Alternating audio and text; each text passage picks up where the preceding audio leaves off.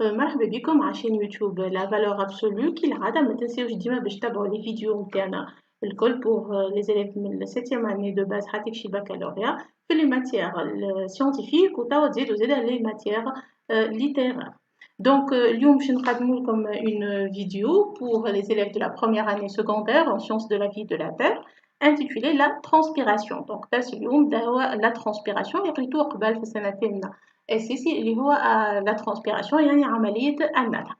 Donc هنا on va commencer par une introduction. Donc la plante verte, elle perd de l'eau sous forme de vapeur d'eau, surtout par les feuilles. Donc النبتة تفقد كمية من الماء في شكل بخار نتاع ماء surtout par les feuilles. هذه on va l'expliquer علاش نحنا هنا قلنا surtout par les feuilles. Donc on dit qu'elle transpire. يعني la transpiration, ce n'est autre que la perte d'eau par la plante au niveau des feuilles. Donc, elle est la définition de la transpiration. Donc, dans cette leçon, on va voir par quelle phase de la feuille se fait la transpiration. Mais choisir toujours les expériences qui montrent que les feuilles sont responsables de la transpiration. Mais dès qu'on a les feuilles qui sont responsables de la transpiration, la feuille fait deux phases. Il y a une phase supérieure et une phase inférieure. Une phase supérieure liée en contact avec l'air, ou phase supérieure liée le sol. Ou déjà, quelles sont les structures responsables de la transpiration. Qu'est-ce qu'il existe au niveau des feuilles, au niveau qui va assurer la transpiration.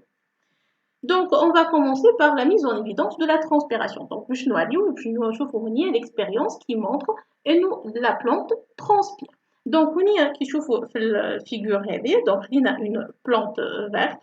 Donc, on est ratine à la partie aérienne, surtout les feuilles, par un sac en plastique. Donc, en principe, on va constater après quelques heures qu'il va y avoir formation de quelques gouttelettes d'eau au niveau de la paroi du sac en plastique. Donc, on va placer un sac en plastique sur la partie aérienne de la plante et plus précisément au niveau des feuilles. On va constater après quelques heures qu'il va y avoir formation de quelques gouttelettes d'eau sur la paroi du sac en plastique. Donc, à partir de cette expérience, on peut conclure ou alors on peut interpréter que les feuilles sont responsables de la transpiration. Il existe aussi une autre expérience, c'est qui montre que les feuilles sont responsables de la transpiration. La deuxième expérience, il y a deux plantes. Une plante avec des feuilles, voilà, ça une plante feuillue. D'accord, donc on y a une plante avec ses feuilles, donc une plante feuillue, et une plante sans feuilles. Des feuilles. Donc, et on a recouvert donc, la partie aérienne par un sac en plastique. Donc, on constate la plante qui contient des feuilles terre, donc les feuillus. Donc, après quelques heures, il va y avoir formation de plusieurs gouttelettes d'eau sur la paroi du sac en plastique. Donc, les gouttelettes d'eau, qui sont en bleu. Donc, ce sont les gouttelettes d'eau, et les dit au niveau de la paroi du sac en plastique. Par contre, la plante dont on a prélevé les feuilles, donc la rimelle des feuilles, il y a formation de quelques gouttelettes d'eau, peut-être deux, voilà trois, ou on ne trouve même pas aucune gouttelette d'eau.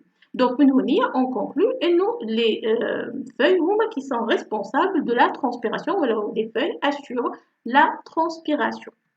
Donc, on constate que chez la plante sans feuilles, il y a formation de quelques gouttelettes d'eau sur la paroi du sac en plastique.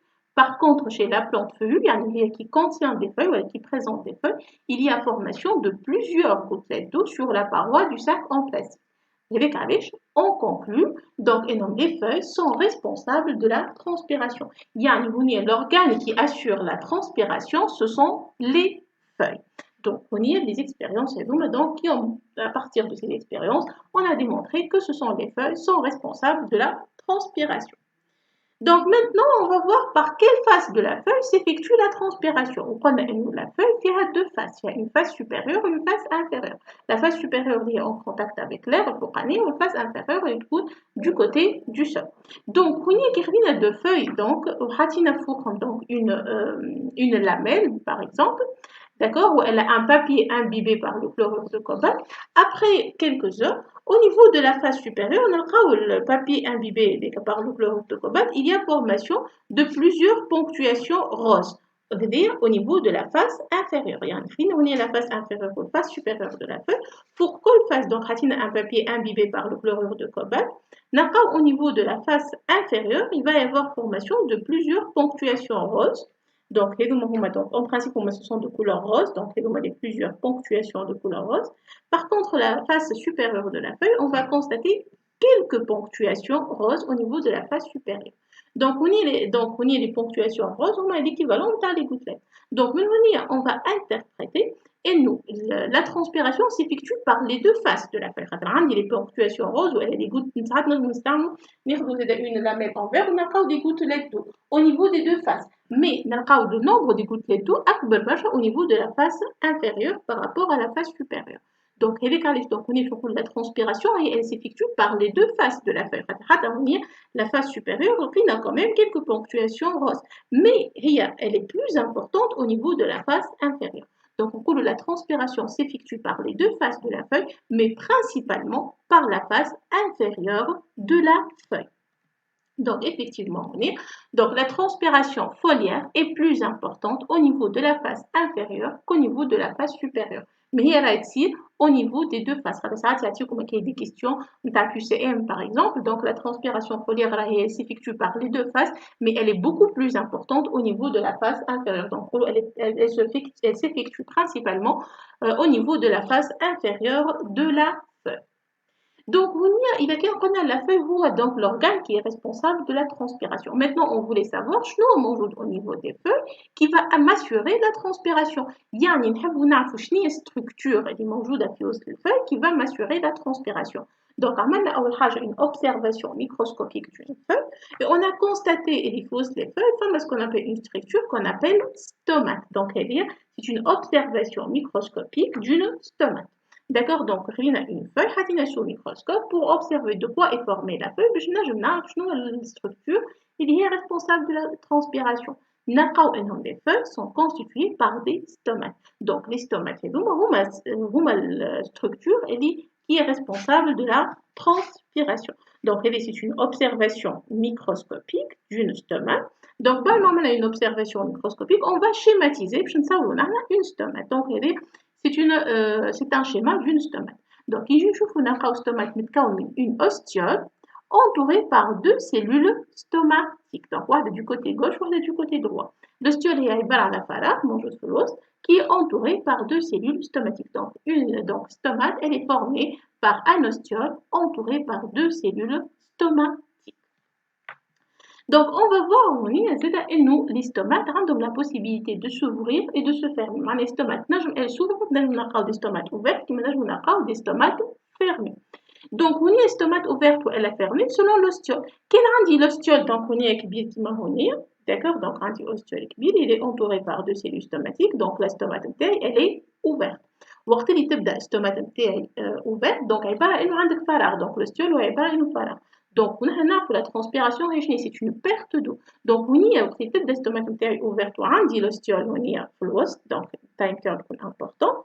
Donc, on a l'eau, donc, des stomates elle est ouverte, donc la transpiration elle sera importante. Donc, l'ostiole donc, je traduis, mais il nage donc elle est l'ostiole donc il est ouverte l'estomac elle est ouverte donc la transpiration est importante vu nous donc l'estomac est ouverte donc mais par contre l'estomac est fermé donc presque on est marche la ostiole donc là les deux cellules stomatiques et on marche l'ostiole donc on est donc l'eau marche donc la transpiration elle sera faible donc on y a 10 matchs donc je trouve que l'estomac est ouvert qui ménage fermées. Donc, elles peuvent s'ouvrir ou elles se fermer selon les conditions. Où elle est, je pose dans une autre vidéo, les facteurs qui agissent sur la transpiration.